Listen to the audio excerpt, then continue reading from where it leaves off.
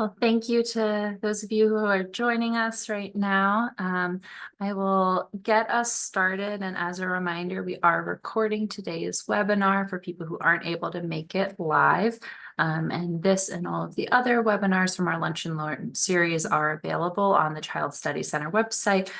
If you want to go back and reference today's webinar, or if you weren't able to make some of our other ones throughout the semester. My name is Dr. Rosanna Breaux. I am the director of the Child Study Center at Virginia Tech, and it is my pleasure to be leading today's webinar with soon-to-be Dr. Dilshad Sharaf, who really is going to be leading us through this wonderful collaborative and proactive solutions approach today.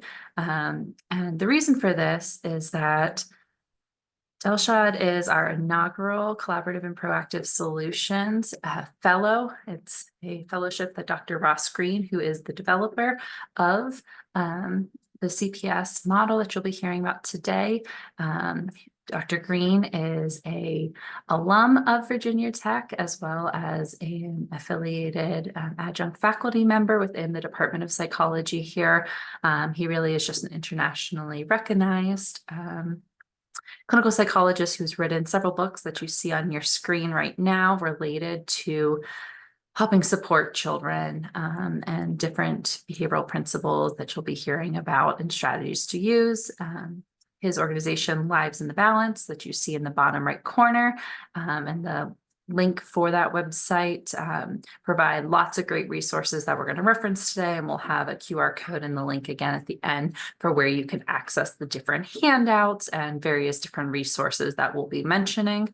And so we just want to really start off by making it clear these are not by any means Dilshad's or my behavioral strategies or ideas. These contents do come from Dr. Green, but this is a behavioral approach that's just been a pleasure for us to be implementing here at the Child Study Center and Psychological Services Center at Virginia Tech.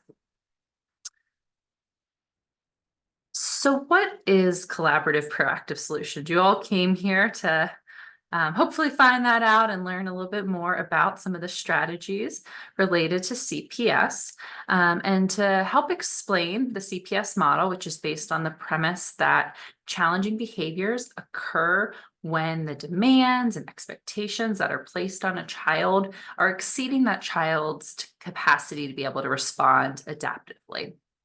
And we know that some children are better equipped, that is, they have the skills needed to handle the various demands and expectations of their life. And so I'm going to play this brief video, which is going to help better explain the CPS model and provide a nice quick intro to the CPS model before we delve in to more components of it and examples and opportunities to practice using it throughout today's webinar. And this video is also available on the Lives in the Balance website and YouTube channel if you want to go back and reference it. All right.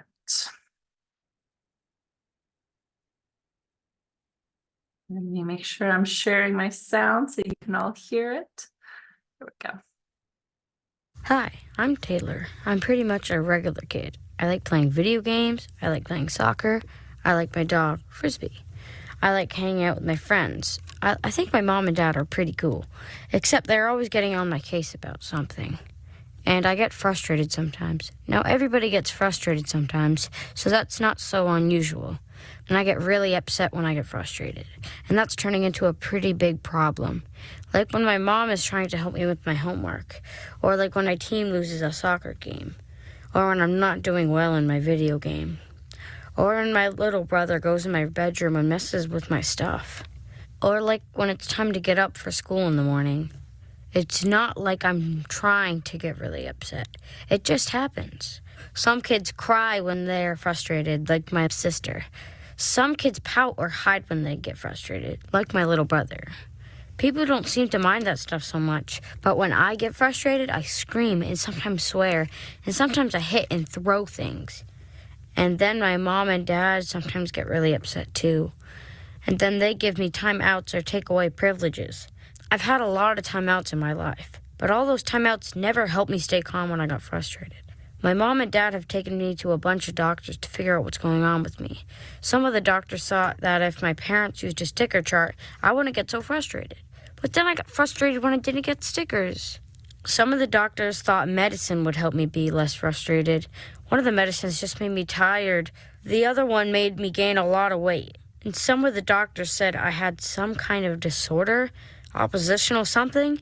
But no one really helped me or my parents understand why I got so frustrated so easily. Finally, my parents took me to a doctor. Her name is Dr. Hart. She's really nice. She said there are just some skills that I'm not so good at. She said some kids aren't so good at math or reading or writing or throwing a ball. I'm not so good at some other skills, like flexibility and frustration tolerance and problem solving. She said that I don't get frustrated all the time, only when there's an expectation I'm having difficulty meeting. Then she made a list of all the problems that were making me frustrated. She called them unsolved problems. There were a lot of problems on that list, like some of the ones I already said. Difficulty completing the math word problems for homework, difficulty losing a soccer game, difficulty losing a game on Madden NFL, difficulty if my little brother goes in my room and messes with my stuff, difficulty waking up for school in the morning, and there were a bunch more, like difficulty deciding what program to watch when I'm watching TV with my brother and sister, and difficulty taking out the trash on Tuesday mornings, and difficulty eating what my mom makes for dinner. The doctor said that if we solved those problems, then I wouldn't get so frustrated over them anymore. She told us not to wait until the problems popped up again to try to solve them. She said that would be bad timing. She helped us figure out a good time every day to solve them. For me, that's when my mom or dad was putting me to bed at night. Turns out my brother and sister had some unsolved problems too. That made me feel better that I wasn't the only one. Then she taught us 3 steps for solving the problems. In the first step, my parents asked me a lot of questions about what was making it hard for me to meet the expectation. In the second step, they told me why they thought it was important for me to meet the expectation. And in the third step, we figured out solutions together, solutions that worked for both of us. So, like on the math homework, we kind of figured out that I don't really have a clue what's going on in math. Instead of us fighting over stuff I didn't understand, they just let the teacher know the problems I couldn't do for homework. And then my teacher gave me some extra help. Problem solved, though I still don't like math that much. And the one about waking up in the morning, it turns out my parents thought they were doing me a favor by waking me up like an hour before the school bus came, so I'd have some time to get ready for school in the morning. But I didn't really need an hour to get ready for school. So now my parents wake me up 10 minutes before the bus is going to come. Then I get dressed really fast. Sometimes I even sleep in the clothes I'm going to wear the next day, just to save time. Then I eat something fast, like a Pop-Tart or something, and then dart out the door. No more fights on that one, and I'm getting a lot more sleep. And the one about deciding what to watch on TV with my brother and sister, we solved that one all together. We figured out the shows each of us really wanted to watch, then came up with a schedule. That one's going pretty well, except my brother sometimes loses track of what time it is. Oh, and the one about my mom's food, we had a long discussion about things she makes that I like and the things that she makes that I don't like. She said that she couldn't always make stuff that I liked, and that she didn't want to be a short-order chef. So we agreed that if she makes something I don't want to eat, I'll just eat like mac and cheese or have a cereal. So things are going a lot better now. No one even thinks I have an oppositional whatever it is anymore. I'm not really sure I ever did. We just needed some help solving some problems. I still get frustrated sometimes, but now I know that if something is making me frustrated, my mom and dad and I can solve whatever problem it is together, instead of us getting all huffed up about them. And all those timeout and sticker charts, we don't do that stuff anymore.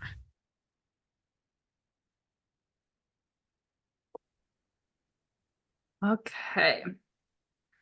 So now that we've had a little bit of an overview and introduction to the CPS model, Delshad is going to walk us through some of these different components that you just saw introduced in this video. Thank you, Dr. Bro. So before we talk about those specific steps that we watched in the video of how we can implement the CPS approach and model, I definitely want to spend a little time touching on some key themes that will inform our lens through which the CPS model or approach views behavior problems. So the first thing to remember is that when we implement this approach, CPS really focuses on solving an unsolved problem rather than targeting the behavior or changing a specific behavior. What I mean by that is, so for example, an unsolved problem could be, completing homework, brushing teeth, getting ready on time, attending school, agreeing with rules. The focus is on solving those problems rather than the behaviors that go along with it. So behaviors like, either withdrawing or getting really sad or crying or screaming or expressing any form of expressing frustration. We're not focusing on changing those behaviors directly, but the focus is on what is this problem, why is this problem occurring, and how can we deal with it. Secondly, the problem solving process is a collaborative one. So we want to make sure we are including the child in this problem solving process. And that's important for several reasons. The two big ones being that one, we get really useful information from the child as to what is making it difficult to meet a certain expectation, or why might this problem be occurring in the first place. And secondly, when the child is involved in this problem solving process and generating solutions, it makes it more likely for them to follow through with the solution and makes them a lot more accountable. Then the other thing is, once we have an idea of what is causing these unsolved problems, the intervention that we're using, the CPS approach, it's a largely proactive one. That's because we are addressing the problems that are causing the behaviors rather than waiting for a behavior to occur and then changing or challenging those behaviors. So we want to be proactive and target the cause of the behavior rather than wait for the behavior to occur, which feels a little bit late, and then target that behavior specifically. And then finally, the last two important themes are that we want to always remember that a kid will do well if they can, not if they want to. So the real big premise here is that these problems are caused by skills that a child might be lacking, or skills that are preventing them from, meeting an expectation rather than lagging motivation. And that ties in nicely with that fifth theme in that, kids want to do well. Doing well is preferable. So if they have the tools or they have those skills and the ability and the capacity to do well, they probably will. So with that, now, with this lens in mind, let's talk about those two different parts, those two different steps to implementing this CPS model. So the first one is, this doesn't include the child. Parents, caregivers, educators, or whoever is involved works on identifying what skills might be lagging, or what skills are not there yet, and what the unsolved problems actually are. And then that second portion is then involving the child and collaboratively and proactively generating solutions to those identified unsolved problems. So for the first step, we use this instrument called the ASAP. So before that, like Dr. Bro mentioned already, children communicate that they're having difficulty meeting an expectation in many different ways, and some of the ways are by displaying a problematic behavior, like expressing frustration in not an adaptive manner.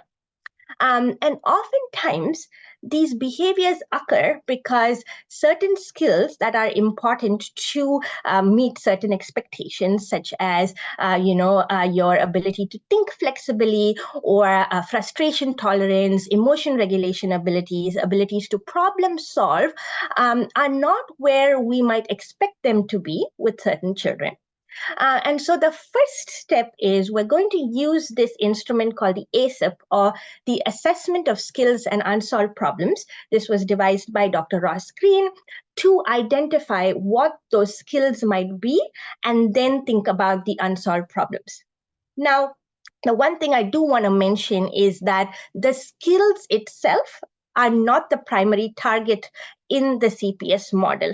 The unsolved problems are, and that's identified in the second part of the ASAP. So as you can see on the screen, here is an example of what this form or guide worksheet looks like. I've included the QR code here. There is a free editable PDF version available on the Lives in the Balance website. And as you can see, in the first part, as I mentioned, you would just go over all the lagging skills or the skills mentioned there and check any of the skills that you think might be what's causing difficulty with the child meeting a particular expectation. And we don't want to spend a lot of time here, especially because this is not really the big focus or target of the intervention. We want to take some time checking those off, but then we want to spend a good amount of time on this second portion where we're listing or wording the unsolved problems. Now, the one thing I want to emphasize again is in this first step, it's just the caregivers or educators. You get a blank form of the ASAP and you're completing it. The child is not present for this meeting. So the unsolved problems are, like I mentioned before, expectation that the child is responding to poorly. So coming back to our worksheet, when you are thinking about wording these unsolved problems, you can use some of these prompts mentioned here on the worksheet to start thinking about unsolved problems and problems that are occurring regularly. And it's really important when generating the wording for these unsolved problems to remember that this is the exact wording you are going to use when you present the unsolved problem to the child in the next step, when you're collaboratively solving the problem with them. And that's why we really need to focus on how we are wording these unsolved problems. So I want to quickly mention a few important guidelines that we should have in place. So first, we want to make sure the unsolved problem that we're writing down is free of the concerning behavior itself. So like you saw in the video, most unsolved problems start with the word difficulty.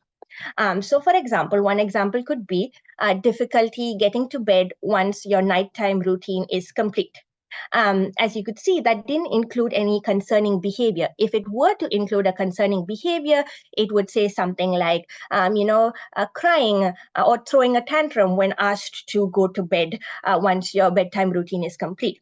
We really want to make sure we are not including those concerning behaviors, because that can really deteriorate the problem-solving process that we're going to engage in with the child, because once they hear a concerning behavior, they're probably going to think they're in trouble or not want to really engage in a conversation with the adult.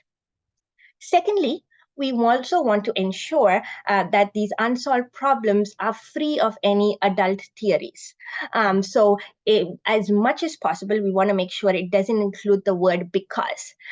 So I've noticed you have difficulty getting to bed because you want to play for some more time. Again, that really prevents us from getting information from the child as to what is causing these problems, because we've already kind of assumed or imposed these reasons or theories on them.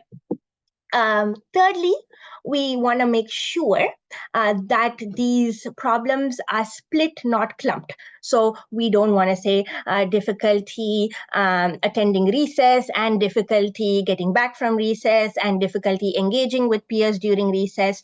We really want to separate the different parts of that situation and focus on one unsolved problem at a time. So if it's just difficulty engaging with peers during recess, we just keep it at that.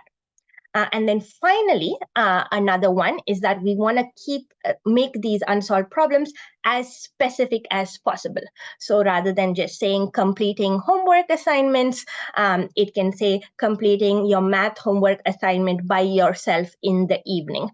So we want to include as much specific information as possible. We want to think about the W questions: who, what, where, when.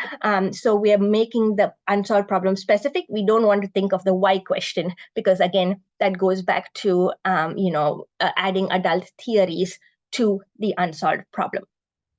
And then once you've identified, you want to go ahead and identify and write down all of the unsolved problems, all of the situations or expectations that the child is having difficulty meeting, where the child is having difficulty meeting those expectations. And once you've done that, though, you want to prioritize a maximum of 3 unsolved problems at a time.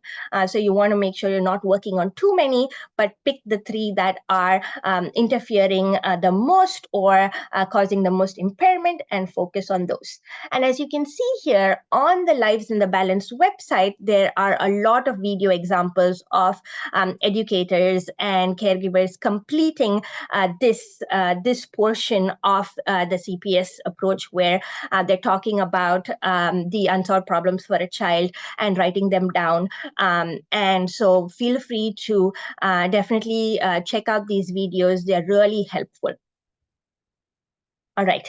So I spoke a lot about unsolved problems, and because the wording of these unsolved problems don't really come naturally to a lot of us. Once I learned about how to word these, it took me a long time to think about how to phrase problems in this specific way. So I think it'll be helpful to take some time to practice a little.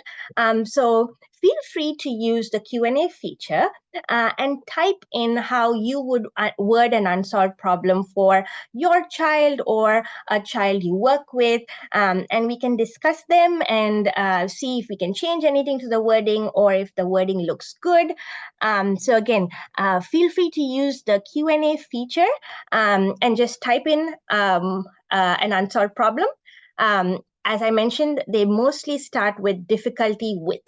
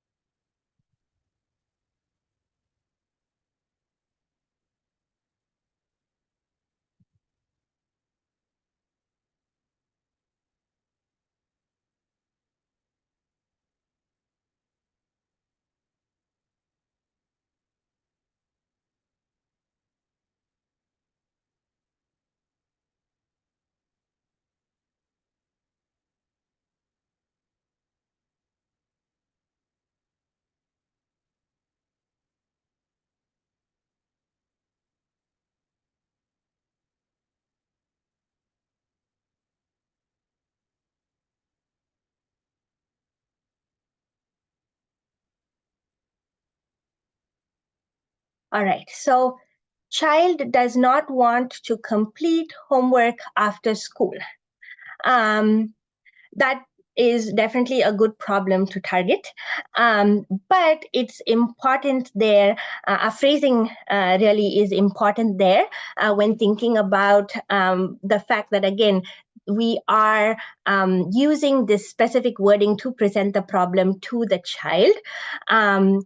It is important that we don't assume and convey to the child that we already believe that they don't actually want to do this or they don't want to do well. So instead of child does not want to complete homework after school, I would just say something like difficulty completing homework after school. And feel free to add specifically, if it's a specific type of homework assignment, feel free to add that as well.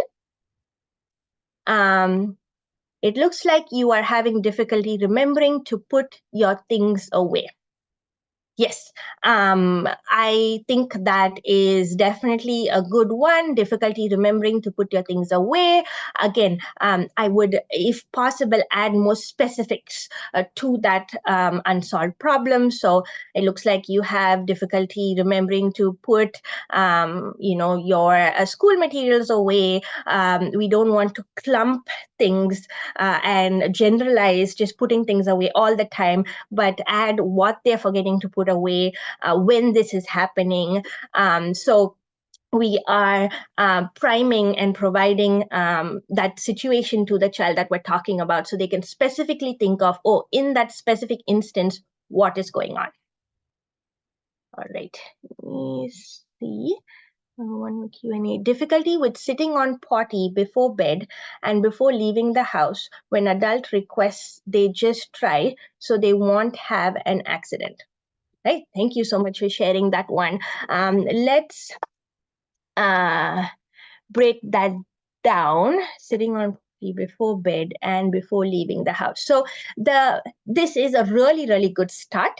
The only thing I would say is there's a little clumping going on here. So even though it's difficulty with sitting on the potty, we want to separate before bedtime and we want to separate before leaving the house. So difficulty with sitting on the potty before bedtime would be one separate unsolved problem. Difficulty leaving the sitting on the potty before leaving the house would be a separate unsolved problem. The second half of that, where you say when adult requests, they just try so they won't have an accident, I would think about whether we want to include that or not. Now, the reason I say that is because we'll talk about next in the collaborative process. When you're solving the problem, there is a step where the adult mentions their concerns and their point of view and their perspectives as well. What is making this why this problem is concerning to them. So that is a really good chance for the adult to talk about that. When we're presenting the unsolved problem, we just want to present what the difficulty is, not clump it, be as specific as possible. And then during that adult concern step, talk about what is the adult's perspective in terms of what is going on.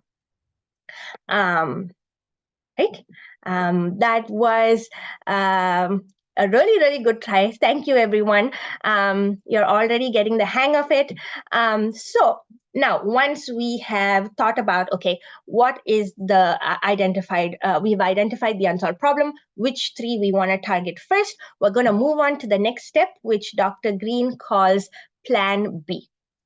So before talking about Plan B, though, I want to quickly touch on or describe the other ways of approaching a problem or a problematic situation.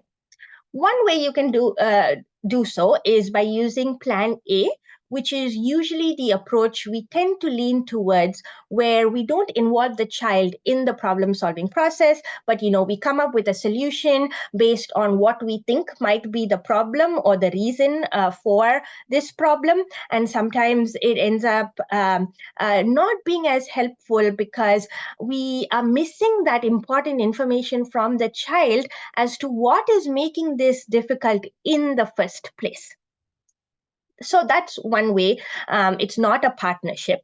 The second one is Plan C.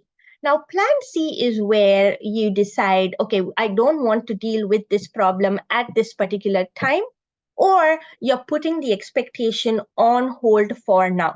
So you're making the decision to let go of something, to let go of a problem, either because you don't think it's as important, so it's not causing as much impairment or interference, so it's not as important to address right now, there are other things to focus on, or because you don't think it is actually realistically possible for the child to meet that expectation. So that's when Plan C comes in handy. You can let go of that unsolved problem itself. And then we have Plan B, which is the approach that Dr. Green and the CPS model uses, which is to solve this problem proactively with the child. So let's talk about Plan B and the different steps involved. We already got an introduction to this in that first video we watched, but basically there are three parts or three steps in Plan B. I want to specify this is one time. You're doing all of these steps at one time with the child. You're not doing these at separate times, but it's broken down into three steps just to help understand this plan better. So there's the empathy step, defining adults' concern step, and the invitation steps.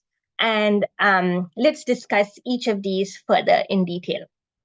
So here is the empathy step. This is the first one we want to focus on. We definitely want to start with the empathy step. And this in this step, what we're doing is we are getting as much information as we can from the child about what is making it hard for them to meet a certain expectation. Why is this difficult? Why is this happening? Why does this happen in this particular situation? So this image that you're seeing on the right here is from the Plan B cheat sheet. This is also available on the Lives in the Balance website. And you can see there are certain prompts you can use, certain strategies you can use to get as much information from the child in this step. But it usually includes presenting the unsolved problem that you identified in the first step to the child, and then asking them about what's going on. So it would be, I have noticed you have difficulty with whatever the unsolved problem is. What's up? What's going on? Tell me more about that. Any one of those prompts would be helpful. So I have an example here from a video that is available on the Lives in the Balance website. Again, this is one where Dr. Green is working with a mom and her 15-year-old son. And this is the beginning of the empathy step. We're not going to watch the whole step because we don't have time for that today, but you can get an idea for how this step, what the step looks like, how the problem is presented to the child. Mom, let's start. Okay, I have the hard part. I have to try and word it. I've noticed that. Okay. You can do it. She can do it. Okay, Ryland has difficulty completing his drama homework on time. Okay, and the drama homework is what? Learning lines And he's supposed to learn the lines how? by memorizing. Got it. Memorizing lines. And by what process is Ryland supposed to memorize his lines? Bringing them home. Yeah. And doing this alone or doing this with you? Doing Like it you're with- looking at the lines and Yes, doing it saying with them? me. Doing it with me. Doing it with you? Yes. So difficulty practicing the lines for drama, Yeah. for homework with mom? Yes. Yes? Yeah. Now comes the big question. Tell us about that. What's hard about that? Not just I practice on my own too sometimes, but like it's kind of hard. I don't really know how to describe it, but I feel like I don't have the right mindset like of mainstream kids. I feel like my mind can not like remember things as good as theirs. Like these kids are like done their work like in with 1 week. I'm like, I can't remember things quickly. That well, quickly. Yeah. Got it. So, All right. So that was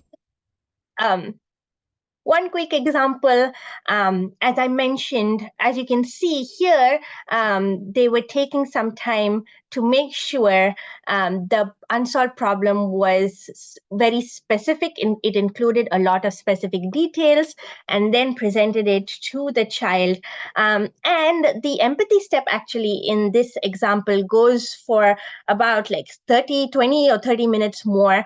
You want to make sure this is a very important step. You want to make sure you're starting with it and spending as much time as you need, and not move forward to the next step until you have have all the information from the child about what is actually making this expectation difficult, or what is causing this problem. All right, so once we have that, we want to move to the next step, which is giving the adult a chance to explain why the problem is concerning for them. So I have an example here from the same mom and son, and they've spent a good amount of time now in the empathy step. And let's look at how we at least start the adult concern step, and how mom words her concerns to the child.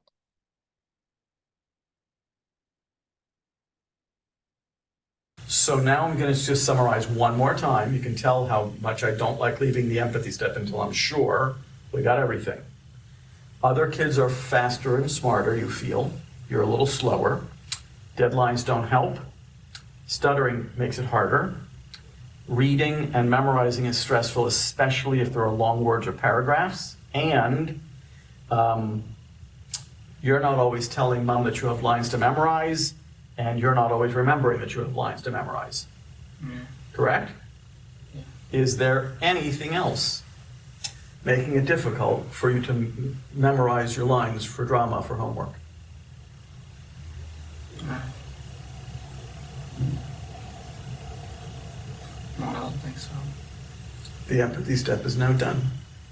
Now let's listen to mom's concerns about, and mom's not disagreeing with anything that you're saying. She's not saying that you're in trouble, but we do need to hear why mom thinks it's important for you to memorize your lines. Mom, go ahead. Okay, well, I think it's important because I think that you like to be in drama, and I think that you like to do the plays, and you like performing. It's something you choose to do. So I want to see you be successful and not be stressed out, because I've heard you say that you may as well just quit drama and not do it. And I think that you really enjoy when you do the plays, so I want to help you be able to do the lines, do the hard stuff, so that you can get to the stuff that you like. That makes sense? Yeah. So I'm going to say that a little more succinctly. No, that was fine. I'm just saying because I got to put it into the invitation, so I'm going to make it a little more succinct. You think it would be a shame for Ryland to, you think it's a shame for Ryland to be stressed out about something he likes, and you think it would be a shame for him to quit drama just because it's stressful. Yes? Yes. All right. Ryland, we now have to make a decision. We have all your concerns on the table, and we have mom's concerns on the table. But you had 5 different concerns, and I'm happy to repeat them if you want. All right, so as you saw, that was the end of the empathy step, where Dr. Green summarized all of what the child brought up as reasons for what is making that expectation difficult. And then mom spent some time talking about why this was a concern for her. Again, we didn't hear any behaviors or any adult theories to what is making this problem difficult, but just what the adult's perspective is in terms of why this can be concerning, or this is concerning. Okay.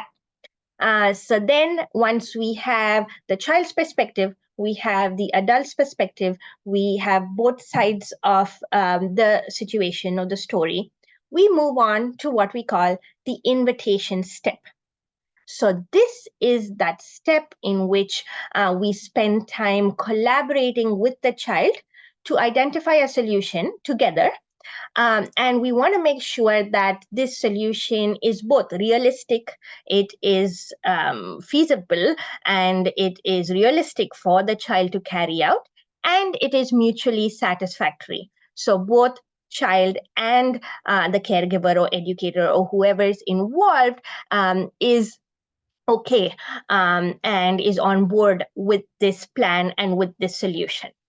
So finally, one last time, let's look at how Dr. Green does it with this family. Let's roll with it. Yeah. What can we do about the fact that there is a deadline and the fact that it's stressing you out so that you don't get so stressed out and don't feel like you want to quit drama, which you enjoy? Do you have any ideas?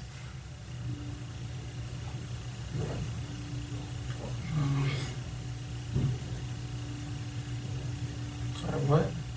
Right. Yes. All right, so let me lay it out there. You get stressed about the deadline, right?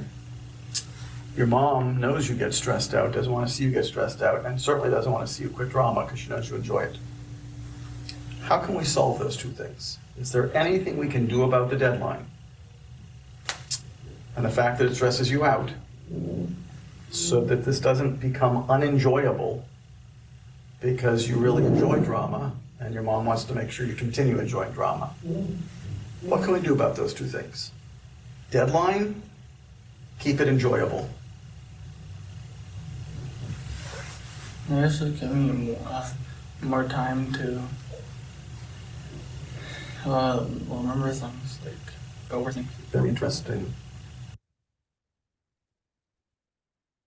All right, so that's how that step at least starts.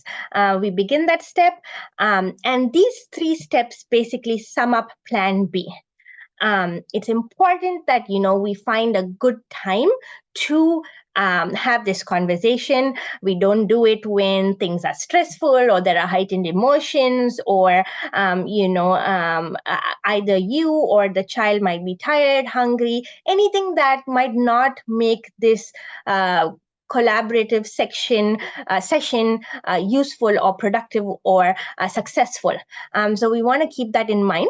And as you might expect, this comes up especially with younger children, but just overall, sometimes it might be difficult to get information as to what's going on from the child. There might be several reasons for that. The child might not be fully ready to trust you with that answer yet, or it might just be that they are still trying to figure out or think about what's going on. You might get a lot of "I don't know" or "I'm not sure." Sometimes you might also get responses where the child is saying what they think the adult wants to hear. So you'll get a lot of those type of responses as well. So here it's really important that we have some drilling strategies in mind. These are some ways and prompts and strategies we can use to elicit more information about that situation from the child.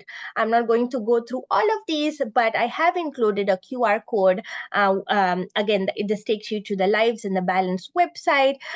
It explains each of these drilling strategies, different prompts, different ways to use these strategies to get more information from the child. So for example, in the video when we watched the 8th one, the summarizing strategy, where Dr. Green says, do not leave the empathy step without summarizing everything that the child mentioned, everything that they mentioned might be influencing or causing these problematic behaviors. So these definitely come in very handy when talking to the child. So I would definitely reference this if needed. But that was just a brief introduction to the Plan B step.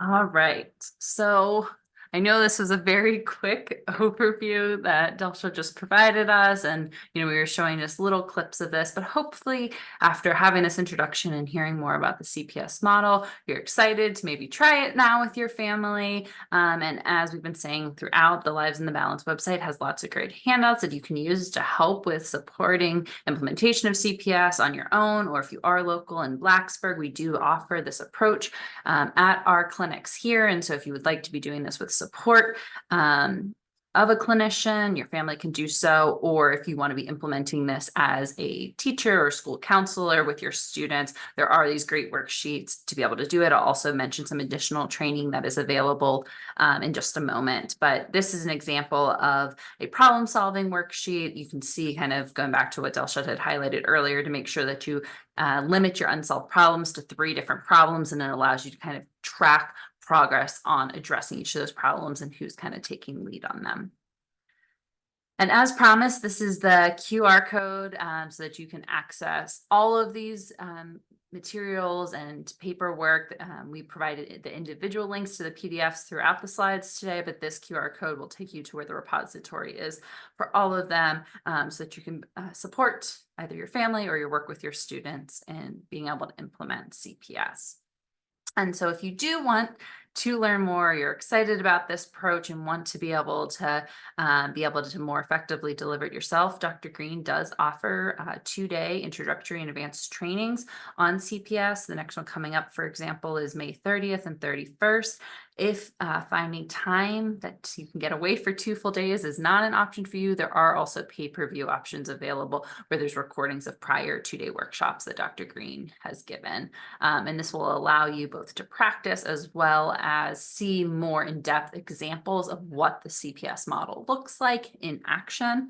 And there's also 2 different annual summits and conferences that are available as a way to connect with the larger, again, international CPS community, one of which is tomorrow. That's the annual Summit on Collaborative and Proactive Solutions, is taking place tomorrow. And the second one, which happens each fall, is the Children's Mental Health Advocacy Conference. And I'll drop the link for being able to register for the trainings or going to the annual summit or conference in the chat in just a moment when we open it up for questions. But before I do that, I just want to make people aware of 2 different research studies that are currently taking place through the Child Study Center, both of which seek to help address behavioral concerns that may be of interest to you. You can scan the QR code to learn more about these 2 studies, as well as get the contact information if you're interested in participating in them. The first that you see on the left is the Support Branch study, which is assessing the feasibility, acceptability, and benefit of Support Branch, which is a parenting program that's meant to be used in combination with clinician-delivered behavior therapy as part of a stepped care approach for reducing behavioral problems in children ages 2 to 12 and increasing feelings of parent competency for supporting their child's behavior. This study will be taking place this summer and fall. And the second one is a telehealth CPS program for families of Asian Pacific Islander and Desi American backgrounds, and specifically for parents of preschoolers that Delshad is leading this spring and summer. And so this is seeking to help kind of preventatively reduce behavioral concerns in these families and their preschool children. So we encourage you, if either of these are of interest, to reach out, learn more about them. And again, you can scan that QR code on your screen right now, or get more information from our Child Study Center website, which the link is on the screen for you now. And at this time, we will open it up for questions. You can feel free to drop any questions you have in the Q&A, and Delshad or I will answer them.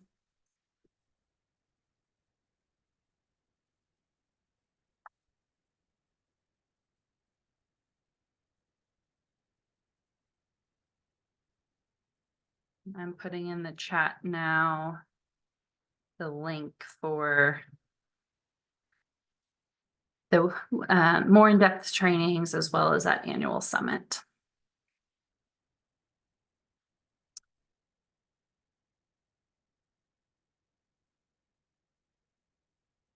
Thank you for those who are responding and just, expressing appreciation as well as, being excited to try these techniques and use the materials that were provided.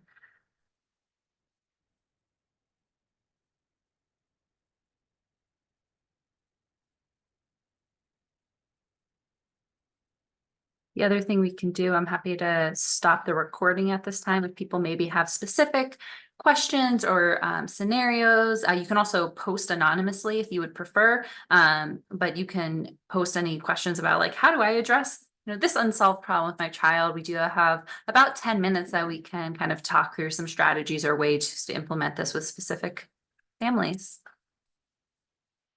I will read the first one, and Delshad, feel free to answer, or I can jump in as well. So any tips, suggestions on how to manage a child who's been diagnosed with oppositional defiant disorder, as well as attention deficit hyperactivity disorder, who's refusing to listen to instructions like completing chores or daily tasks. When I ask why, he gets so angry and says he doesn't know. That is definitely a very common experience. I think, one of the big things as Delshad was alluding to is trying to find times that are not in the moment. So when you haven't just made the request or he's not already angry about it, to try to problem solve through. Sometimes, especially depending on the age of the child, you might need to make some suggestions of, it seems like this might be hard, to kind of start that conversation around how, what he perceives to be the problem or what it is, to throw out some suggestions, allow him to clarify or correct. But again, this needs to be done not when you're actively asking him to do it. Yeah, and the only thing I would add to that is when thinking about presenting and starting this discussion, rather than saying, refusing to listen or difficulty listening to instructions like chores or daily tasks, I would think of those specific situations. You can think of a recent event when that happened, and then present one specific situation: difficulty taking out the trash like by a certain time every day or something like that. And like Dr. Bro said, again, doing it at a time when, emotions are not heightened, when they are relaxed and able to think and talk through this would be very helpful. And another question I might let you start with, since it's about younger children, which is any suggestions for younger kids who won't even engage in a conversation around this or won't even listen. I know Delshad has definitely had this come up with some of those families of preschoolers she's worked with. Yeah, this can definitely be really difficult, and a difficult situation. I was my study where I try to help families of preschoolers have these discussions is over Zoom, so that it adds another level or another layer of making this a lot more difficult. But usually, in those situations, I do there are different ways to approach that situation. One is thinking about just having a discussion about why they don't want to have that discussion, just asking them what's going on, asking them if there is another time when they think they would be able to talk about this. But what Dr. Green would say is, on the Lives in the Balance website, you'll find in the materials, you'll find this thing called the 5-finger method. It's a very simple strategy, but basically, if a child doesn't want to talk or engage in the conversation, you can say something like, okay, that's okay. You don't have to talk, say anything. Let's use the 5-finger rule. And basically, you present the situation to them and say, you might have to come up with some ideas and ask them, is it because of this? And then they put up one finger if it's not true. They use 2 fingers if it's very true. If it's slightly true, 3 if it's true, and so on. It usually helps a lot just to start that conversation. And once you have a little buy-in from them, when they see that you're not bringing up they usually resist when they think they are in trouble or concerning behavior is brought up in that question. So making sure we are not bringing up a concerning behavior, like saying you're screaming, you're hitting, so they don't feel like they're in trouble. And if just giving them a little more vocabulary, asking them, is it because of this? And giving them other ways to answer rather than just talking can be helpful. So even if, you do it through role play or to pretend play with a toy, or like I said, they're just using their fingers to answer, that can at least be a start.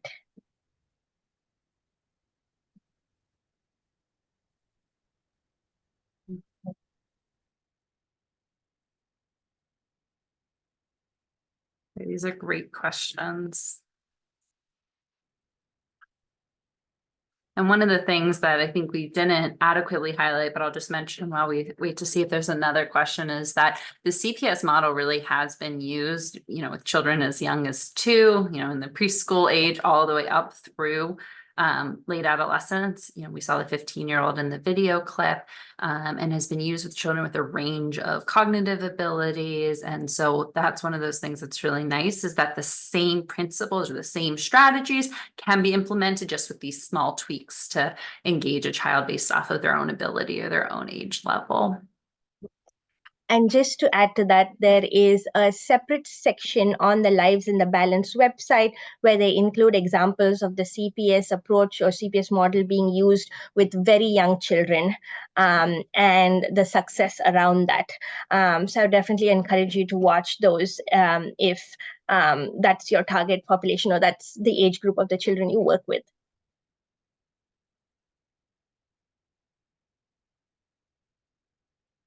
Seeing no more questions, I'll just take a moment to say thank you so much for being here today. This is our last Lunch and Learn webinar for supporting a child with disabilities this semester, but we will be planning to do more during the fall 2024 semester. And again, the recording for this, as well as our other webinars from the spring semester, are all posted on the Child Study Center YouTube, as well as our website. Thanks so much. Thank you so much, everyone.